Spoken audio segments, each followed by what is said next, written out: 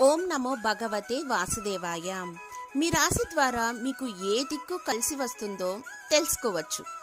జాతక చక్రం ద్వారా దిక్కుల నిర్ణయం. జాతక చక్రం ద్వారా జాతకుడికి ఏ దిక్కు కలిసి వస్తుందో అష్టక వర్గుని పరిశీలించి తెలుసుకోవచ్చు. అష్టక వర్గుని పరిశీలించి జాతకుడికి నివసించే ఇల్లు ఏ దిక్కు కలిసి వస్తుందో తెలుసుకోవచ్చు. వ్యాపారం చేసే షాపు ఏ దిక్కున కలిసి వస్తుందో అష్టక వర్గుని పరిశీలించి తెలుసుకోవచ్చు. అగ్నితత్వపు రాసులైనటువంటి మేషం, సింహ, ధనస్సు రాసులు తూర్పు దిక్కును తెలియచేస్తాయి. భూతత్వ రాసులైన వృషభం, కన్య, మకర రాసులు దక్షిణ దిక్కును తెలియచేస్తున్నాయి.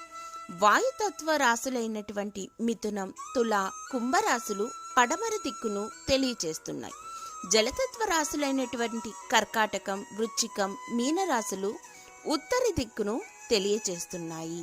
అగ్ని, భూ, వాయు, జలతత్వ రాశుల యొక్క సర్వాష్టక వర్గుల యొక్క బిందువుల మొత్తాన్ని కలపగా ఏ తత్వ రాశులకు ఎక్కువ బిందువులు కలిసి వస్తాయో ఆ దిక్కునకు లోబడి ఉంటే మంచి సంతృప్తి, అభివృద్ధి, జీవనోపాధి, సంపాదన కలిగి ఉంటుంది. అగ్నితత్వ రాశులైన మేషరాశిలో 28, సింహరాశిలో 26, ధనుసు రాశిలో 27, మొత్తం సర్వాష్టక బిందువులు 81 తూర్పు దిక్కును తెలియచేస్తున్నాయి. భూతత్వ రాశులైన వృషభ రాశిలో 30, కన్యారాశిలో 26, మకర రాశిలో 27, మొత్తం సర్వాష్టక బిందువులు 83 దక్షిణ దిక్కును తెలియచేస్తున్నాయి.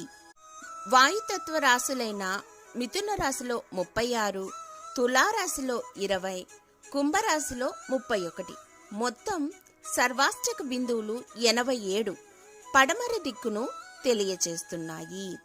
జలతత్వ రాశులైన కర్కాటక రాశిలో 35, వృశ్చిక రాశిలో 30, మీనరాశిలో 21, మొత్తం సర్వాష్టక బిందువులు 86 ఉత్తర దిక్కును తెలియచేస్తున్నాయి. వాయుతత్వ రాశులైన మిథునం, తుల, కుంభ రాశుల సర్వాష్టక వర్గాల బిందువుల మొత్తం 87 వచ్చాయి. ఈ మొత్తం అగ్ని, భూ, జలతత్వ రాశుల సర్వాష్టక బిందువుల కంటే అధికంగా ఉన్నాయి కాబట్టి జాతకుడికి పడమర దిక్కు బాగా కలిసి వస్తుంది. ధన్యవాదములు.